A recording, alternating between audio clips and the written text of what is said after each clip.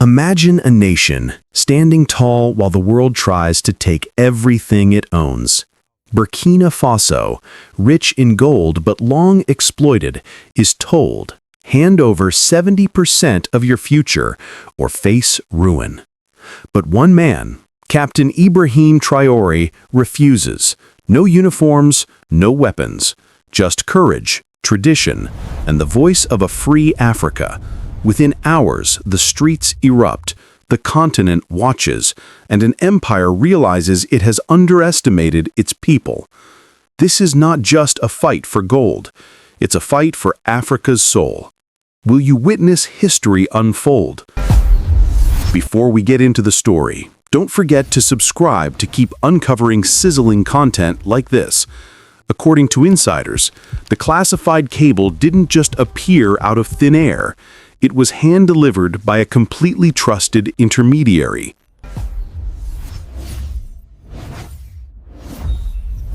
Representing the G7 at that moment were Italian Prime Minister Giorgia Meloni and Kristina Georgieva, the Bulgarian-born managing director of the IMF. In the early hours, precisely at 6:30 a.m. on August 12, 2025, a cable arrived on Captain Ibrahim Traoré's desk, carrying a message that was sharp, unambiguous, and uncompromising. Either Burkina Faso permitted corporations from the United States, Canada, the United Kingdom, France, and Germany, under the IMF's backing, to immediately commence mining and exporting 70% of the country's gold, or the nation would owe USD 5.66 billion to the G7, plus an IMF debt of 324 million SDR, totaling USD billion, with only 48 hours to decide, failure of which would result in sanctions, resource blockades, and engineered internal destabilization. This was not diplomacy. It was naked extortion, and the tone, reportedly from Donald Trump, was as cold and unyielding as steel, a reminder of past interventions. We saved you from terrorism. We fed you in times of famine. We lent you money, and now it is time to repay or face the consequences. Yet Trump miscalculated the resilience of Burkina Faso's most powerful leader. Captain Traoré did not waver. He immediately summoned senior political leaders, top military commanders, and the most trusted mining executives to make a decision and convey a singular message. Tell the G7 and IMF that Burkina Faso was not for sale. Within hours, the story erupted across African media, from Lagos to Kinshasa, with headlines declaring, "The West demands Africa's resources, Traoré given 2-day ultimatum." But Traoré did not respond with mere words or documents. He responded with strategy and steadfast resolve. Beneath the sun-scorched plains of northern Burkina Faso, a massive secret had remained hidden for months. Not rumor or speculation, but an undeniable fact. A colossal, untapped mineral deposit confirmed by a covert geological task force established by Traoré shortly after assuming power, with all data fully encrypted by North Korean technical experts and sealed until the first drill reached the earth. Yet Western powers, notably the US and France, soon discovered it. Satellites over the Sahel detected unusual activity, and within 2 days, US intelligence traced anomalous energy signatures linked to equipment shipments from Iran and Venezuela, with subsequent signals confirming the presence of gold. By this point, Burkina Faso had regained control of its gold mines from Western corporations, quietly expelling G7-backed contractors. French and American-operated entities were replaced by national military units, and revenue, once flowing to Paris, was redirected into a domestic silver and development fund. The G7 and IMF understood the implications perfectly. Here was a nation rich in gold, operating independently from Wall Street and Paris, guided solely by its people, army, and vision.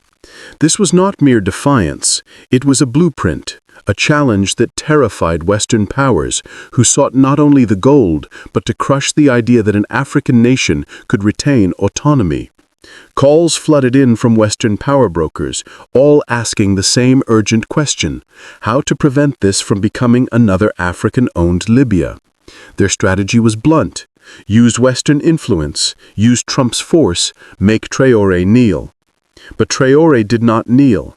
The message that arrived in Ouagadougou carried no diplomacy. It was cloaked in arrogance, the language of empire disguised as business. Delivered as if a business proposal, it was unmistakably extortion, embedded in a document labeled the Debt Recovery Strategy Framework, demanding 70% of Burkina Faso's gold output for U.S. mining corporations and IMF-appointed managers under the guise of gradual debt repayment, transfer of control over major export routes to U.S.-approved intermediaries, oversight of all new contracts by an American advisory board, and in exchange, promises of military security cooperation, technology partnerships, and protection from regime change, a thinly veiled threat. Atop the document, a handwritten note in thick red ink declared, "Traoré has 48 hours." This was not economic colonialism alone. It was imperialism 4.0, bold and direct. Among the 19 IMF member nations, the so-called neutral elite maintained a facade of calm, claiming Trump acted independently. Yet privately, no one opposed him, for he voiced what many had silently agreed. The administration did not care who ruled Africa, as long as the minerals remained under Western control. Captain Ibrahim Traoré grasped the full gravity of the message and made an immediate decision. No foreign power would dictate Burkina Faso's future. If the situation was a power game, Traoré was prepared to meet it on his own terms, steadfast and resolute, leaving no room for manipulation, fully committed to defending the sovereignty and future of his nation. He stepped forward, not just as a leader, but as a sovereign son standing for a Tsarin nation. And Trump had just threatened the wrong soldier. When the ultimatum hit Burkina Faso's war room, Traoré did not blink. He calmly read the letter twice, placed it aside, and stood up, saying in a flat, cold tone, "So this is how they collected debt. Poison dressed in a suit." He did not pause or reconsider. He ignited resistance instantly. They wanted 70% of the nation's future, and in return, they would face 100% resistance. He didn't reach out to the G7 or the IMF. Instead, he contacted the commander of the Special Sovereignty Force, an elite covert military unit created precisely for a moment like this. Orders began flying out immediately. Secure every oil field, tighten protection on all gold convoys, shut down all data access for foreign contractors, and prepare the national broadcast. A message was coming. By midday, the entire nation stood by their screens. The broadcast opened with a black screen. Then a live image appeared. Not a polished studio, not a flashy set, just Traoré in uniform, one hand on Burkina Faso's flag, the other holding a folder labeled Burkina Faso, 48 hours to repay debt. His voice was firm, his eyes sharp. To the people of Burkina Faso, and to our brothers and sisters across Africa, what they want from us is not only debt repayment or even 70% of our gold. What they truly want is the fear inside us. He paused. Silence filled the room. To those behind this insult, to Mr. Trump and his supporters, you have underestimated us. We are not Libya. We are not Iraq. We are not your playground. We will never hand over our land to repay debts you imposed. We will never bow to your banks or your weapons. You gave us 2 days. Here is our answer. Now you have 2 days to take your greed, your threats, and your arrogance and leave African soil. He ended the address by standing tall, saluting, and walking off-screen. No negotiations, no compromise. While his speech triggered celebrations across Africa, from Dakar to Dar es Salaam, a different storm began forming behind closed doors. Panic rippled through oil corporations and intelligence agencies. At ExxonMobil, emergency calls reached Washington. At Halliburton, damage assessments escalated, and inside CIA headquarters in Langley, red alert alarms were triggered. Traoré had not yielded, and worse, he had spoken publicly. If Burkina Faso could reject the West and still stand strong, what would stop Mali, Niger, Chad, or Congo from following? Pressure intensified rapidly. CIA personnel were spotted more frequently in West Africa. U.S. drones increased surveillance over Burkina Faso's gold routes, and social media smear campaigns surfaced, accusing Traoré of being unstable, reckless, even insane. Near the Ghana border, private military contractors tied to a known intelligence firm were observed moving in. Washington's message was unmistakable: stop Traoré at any cost. Yet inside Burkina Faso, the truth was the opposite of what Western networks portrayed.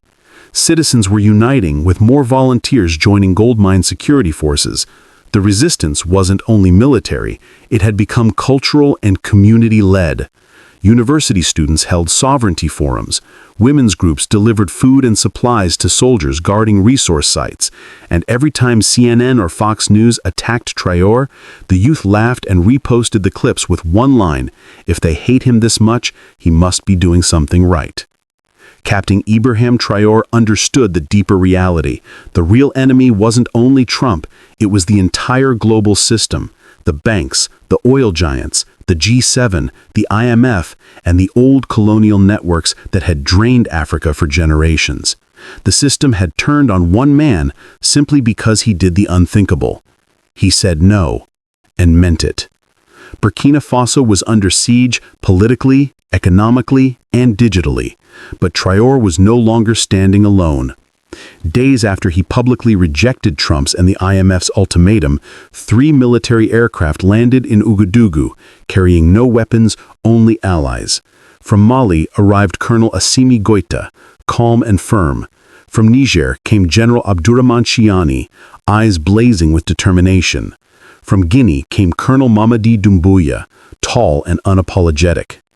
Inside the presidential palace, they met Traoré, and when they emerged, they stood together for the world to witness. Then came the words that shook the continent: "If you touch Burkina Faso, you touch all of us."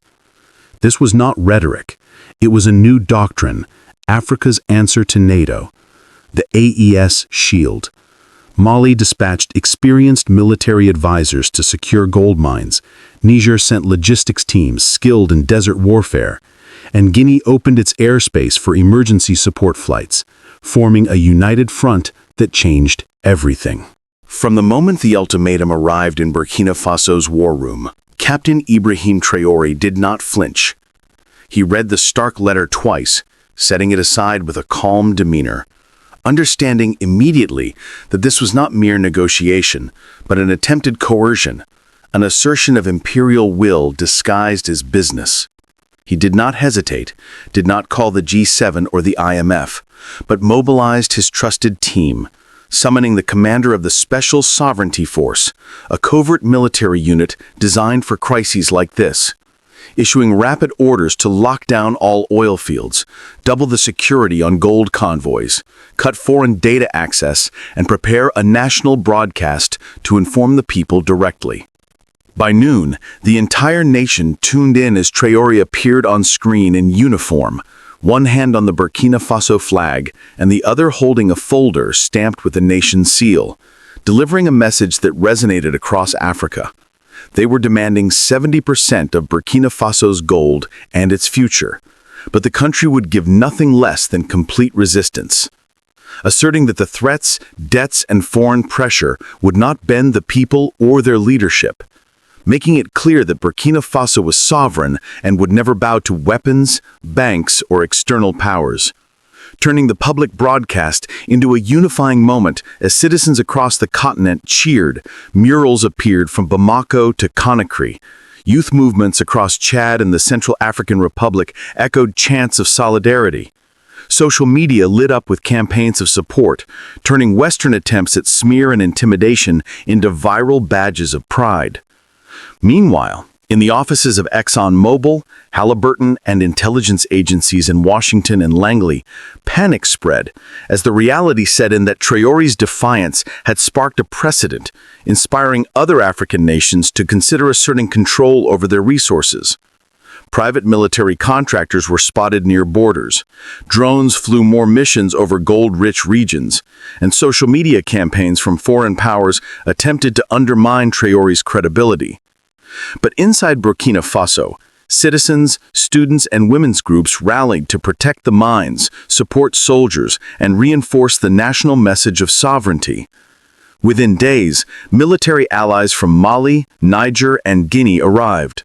Colonel Assimi Goïta, General Abdourahmane Chiani, and Colonel Mamadi Doumbouya, landing planes, entering the presidential palace with Traoré, and declaring publicly that any attack on Burkina Faso would be an attack on all, establishing the AES Shield as a pan-African doctrine, a collective defense framework not based on treaties but shared commitment. While AES-backed media launched coordinated counteroffensives online, exposing Western disinformation and broadcasting the unified message, "Our resources, our future, our fight," galvanizing populations from Bamako to Bamako, spreading murals and chants, reinforcing a narrative of continental unity. Chinese and Russian delegations arrived discreetly, offering tangible support, including a fully operational gold facility built in 90 days, a gold valuation system bypassing Western banks, a digital trade platform using China's digital yuan, and Russian-grade anti-drone defenses, ensuring that Burkina Faso controlled every stage of its gold production and its security. Western powers were stunned as CNN and the U.S. State Department labeled Traore's moves dangerous. Accusations of dictatorship and foreign puppet narratives circulated, but African content creators amplified Traore's defiance, remixed media into protest songs, created T-shirts with slogans like, "If CNN hates you, you must be doing something right," and propelled Traoré into continental recognition as a symbol of resistance, courage, and independence, culminating in a historic nationalization decree passed secretly in the National Assembly, permanently securing all gold reserves from foreign control, sending a clear, unstoppable message to any remaining Western corporations: leave or face unified resistance, cementing Traoré's leadership as a defining moment in modern African sovereignty and reshaping power dynamics across the continent and the global stage. With AES and its network emerging as a new force, leveraging technology, unity, and strategic alliances to ensure that the continent would never again be dictated to from outside. Pack your bags. Your play here is over. Licenses held by French and Canadian mining companies were revoked. A G7 and IMF-backed energy survey team was escorted to the border. Foreign diplomats were told in no uncertain terms Burkina Faso's resources are not bargaining chips for debt repayment. Then Traoré appeared on national television, wearing no uniform or weapons, only traditional Burkinabe attire. His voice was steady, clear, and unwavering. "We have been exploited for generations. Now that we've discovered our wealth, they seek to take it away again. I am not here to serve empires. I am here to serve my people, who have suffered far too long." He paused, then delivered a line that echoed across radios and rooftops. "Burkina Faso is not afraid, and I will not negotiate with thieves." Outside, the streets erupted, drums pounded, fireworks lit the sky, crowds danced and chanted through the capital. He said no, he said no, he said no. Online, the movement reignited. Young Africans posted videos holding fuel, soil, or coins, whispering one phrase: "We protect what's ours." The IMF's ultimatum expired. The threat had failed. Traoré didn't just survive the pressure, he rewrote the rules. 2 days after his bold challenge, the G7 and IMF fell silent. No press briefings, no tweets, just quiet panic behind closed doors. Nervous whispers circulated in military offices. Real alarm bells rang in oil boardrooms. At exactly 7:42 a.m. Eastern Time, Donald J. Trump broke the silence with an all-caps tweet. Trayori just made the biggest mistake of his life. Africa will pay for this. The internet exploded. Journalists scrambled for reactions. Cable news turned into shouting matches. Markets in New York dipped as investors braced for the worst. But in Ouagadougou, Captain Trayori remained unshaken. When aides showed him the tweet, he reportedly smiled and said, "That's the sound of an empire losing control." Yet the threat was real. Satellite activity over West Africa tripled.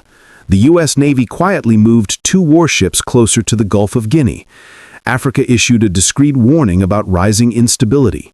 Burkina Faso's military acted fast. Anti-air defenses went live. Gold transport routes were sealed. AES allies responded instantly. Mali sent armored units to the border.